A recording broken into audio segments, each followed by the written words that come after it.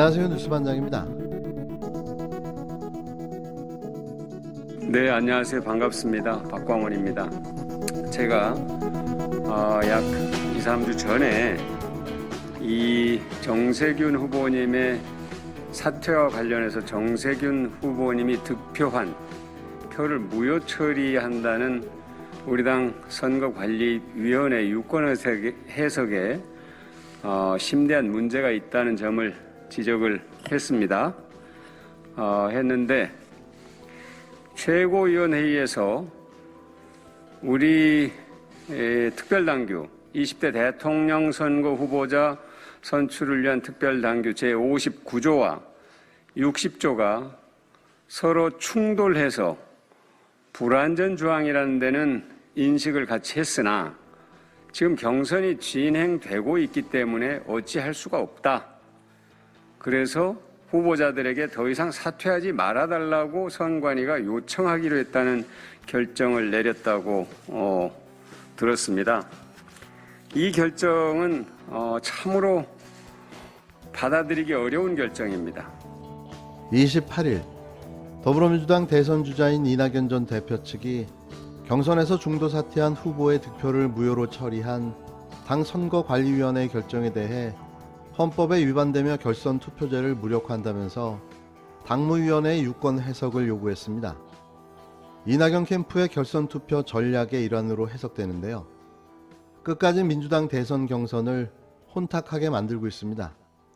이 전 대표 캠프의 서른 박광원 의원 등은 이날 국회 소통관에서 기자회견을 열고 경선 과정에서 사퇴한 정세균 김두관 후보의 득표를 무효 처리한 당 선관위 결정에 국민과 당원의 우려가 커지고 있다며 최고위원회도 당규를 개정하기로 했으나 선관위 결정을 그대로 두고 경선을 진행하는 것은 또 다른 문제를 발생할 수 있다고 주장했습니다. 민주당 선관위는 지난 13일 정세균 전 국무총리가 1차 슈퍼위크 직후 경선 후보직을 사퇴하자 정 전 총리의 득표를 무효 처리하기로 결정했는데요. 이 결정은 특별당규인 제20대 대통령 선거 후보자 선출규정 제59조 1항 경선 과정에서 후보자가 사퇴할 때에는 해당 후보자에 대한 투표는 무효로 처리한다는 규정을 따른 결정이었습니다.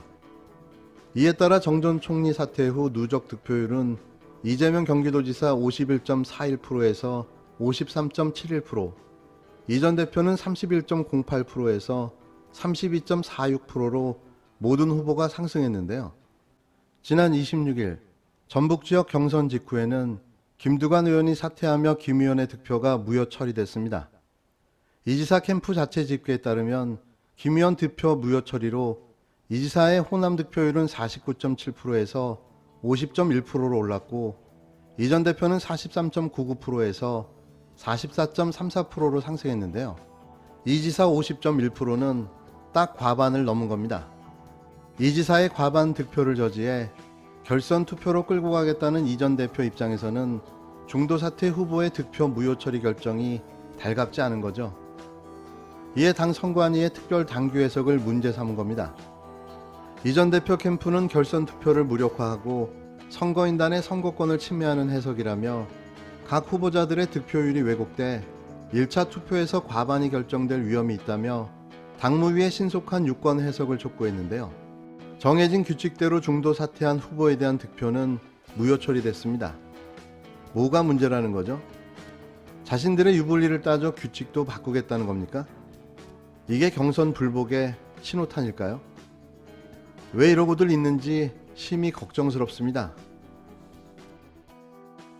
앞에 사건들과 관련해서 이재명 지사를 비롯해 이제 총장님 가족까지 이제 작은 의혹이라도 성역 없이 특검을 해야 된다는 입장 그대로신지. 아니 뭐 수사가 여기에 대해서 그 45년 사신 집을 고관절 깨져가지고 그 수술을 하고 이제 계단을 다닐 수가 없어서 아파트로 이사 가면서 집을 이제 내놨는데 그렇게 해서 뭐 시세보다 한 1억 정도 적게 내놔서 이거를 팔았는데 그 사간 사람이 누군지도 우리는 모르고 중개사를 통해서 팔았기 때문에 중개료도 다 지급했고 그리고 나도 어제 문정가에서 8시 반부터 시작했으니까 10시 반에 그 TV 토론 마치고 나오니까 뭐 난리가 났어요.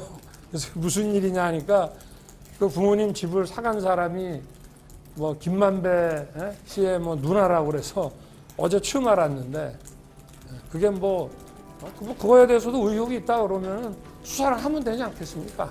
김만배 대표가 법조기자 오래 했다고 알려져 있잖아요. 그렇죠. 소장님은 전혀 아니 나도 알지. 김만배라는 그 분은 얼마나 했는지 모르는데 그쪽은 아마 계속 뭐 서울지검이나 대검 취급을 했을 테고, 우리는 인사이동이 이제 되면서 서울지검에도 근무하다가 또 지방에 갔다가 뭐 대검에도 근무하고 하니까 내가 모른다는 건 말이 안 되는 얘기고, 그러나 개인적인 친분은 전혀 없어요. 내가 아마 상가집에서 한 몇 년 전에 어느 그 현직 그 검찰 간부 상가집에서 내가 저쪽 자리에 앉아서 눈인사를 한 번 한 것 같고, 그리고 그 법조에 있을 때도 내가 본 게 거의 한 9년, 10년 된 것 같습니다. 서로 뭐 그렇게 연락하고 만나는 그런 친분은 전혀 없기 때문에. 모른답니다. 또 모른답니다. 걸려도 모른답니다. 또 빠져나갈 수 있다고 생각하는 거죠.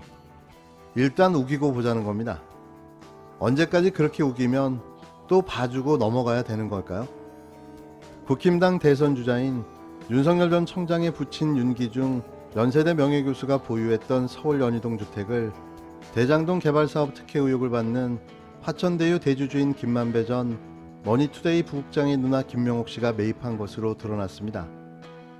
해당 의혹을 보도한 매체는 김명옥 씨가 화천대유 자회사인 천화동인 3호에 사내 이사인 점을 언급하며 뇌물 정황이라고 주장했지만 윤 전 청장 캠프는 아버지의 건강 악화로 급히 시세보다 싸게 집을 내놨고 당시 김 씨의 신상을 알지 못했다고 반박하며 법적 조치를 예고했는데요. 유튜브 매체 열린공감TV는 28일 화천대유 윤석열에게 뇌물 정황 포착이라는 제목의 방송을 통해 윤 교수가 2019년 4월 30일 김 씨에게 거주하던 연희동 주택을 매도했다고 보도했습니다. 김 씨는 김만배 씨의 누나이면서 성남 대장동 개발 사업에 투자한 천화동인 3호 사내이사인데요. 김 씨가 매입한 연희동 집은 단독주택으로 대지 면적은 314.4제곱미터, 약 95평입니다. 국토교통부 실거래 공개 시스템에 따르면 매매 가격은 19억 원인데요. 열린공감TV는 토지와 건물을 합친 시세가 33억 원이 넘는 것으로 추정된다며 뇌물 의혹과 함께 다운계약 의혹도 제기했습니다. 당시 공시가는 9억 2,700만 원이었는데요. 해당 주택 매매가 이루어진 2019년 4월 30일에 윤 전 청장은 서울중앙지검장이었습니다. 문재인 대통령이 차기 검찰청장 후보자로 윤 전 청장을 지명한 것은 같은 해 6월 17일인데요. 이에 대해 윤 전 청장 캠프는 입장문을 내고 윤 교수는 2019년 3월 고관절 수술을 받았다며 연희동 집계단을 오르는 것이 불가능해 부득이 딸을 통해 인근 부동산 중개업소 10곳에 시세보다 싼 평당 2천만 원에 급히 집을 내놓고 계단 없는 아파트로 이사했다고 매도 경위를 설명했습니다.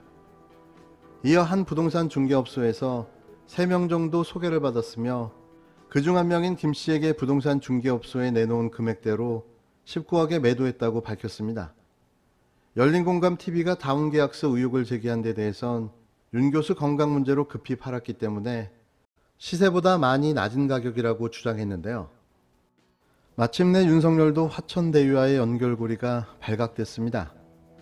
지금 화천대유와 관계를 맺고 있는 자들의 공통점이 있는데요. 박근혜, 최순실, 국정농단 특검, 변호사, 판사, 이 중에 가장 눈에 띄는 자는 바로 박영수 특검, 이어 윤석열로 연결된 공통점이라는 거죠. 곽상도 아들은 50억 원을, 박영수 특검은 딸이 아파트를, 윤석열은 자식이 없어서 아버지가, 더 뒤지고 찾아보면 쏟아져 나오게 될 명단이 존재하는 듯합니다. 특검에 참여했던 검사들, 그리고 당시 대기업 회장을 수사했던 검사와 사면을 해줬던 판사까지, 외형상 그냥 부동산 투자 회사였지만 정작 이 회사가 했던 일은 자금 세탁과 지급이었던 걸로 보여집니다. 물론 대장동 특혜로 돈도 벌었겠죠. 이러고도 큰소리치고 있는 윤석열은 무슨 근자감일까요? 곽상도 의원의 아들 50억 퇴직금 사실을 미리 다 알고 있었음에도 김기현 국민의힘 원내대표님과 이분들이 화천대유는 누구 것입니까? 백드롭을 걸어놓고 우리 당의 이재명 후보를 공격하는 것은 참 후한무치한 일 아닙니까? 이에 대해서 공개 사과하십시오. 이준석 대표가 말씀한 대로 이미 곽상도 의원은 의원직을 수행할 수 있는 최소한의 도덕적 명분이 무너졌다고 생각합니다. 제명 처리를 할 수 있도록 구체적인 실천 조치를 취해 줄 것을 바라겠습니다. 특검이라는 것은 대선 전국을 앞두고 아주 중립적이고 공정한 수사를 통해 가지고 이 정치권까지 얽혀 있는 이 사안에 대해서 국민들에게 정확한 그런 결과를 전달하는 취지인데 민주당이 이것을 거부하는 의도가 뭐겠습니까? 저는 특검을 거부하는 사람들이 바로 첫 번째 이 의심의 대상이 되어야 된다, 그런 생각을 하고 있습니다. 이재명 지사가 본인이 화천대유와 같이 진행한 이 재량동 개발 얼개의 설계자라고 본인이 밝힌 바가 있습니다. 다른 사람이 한 이야기가 아니고요. 본인이 한 말이기 때문에 당당하게 검증 받으시길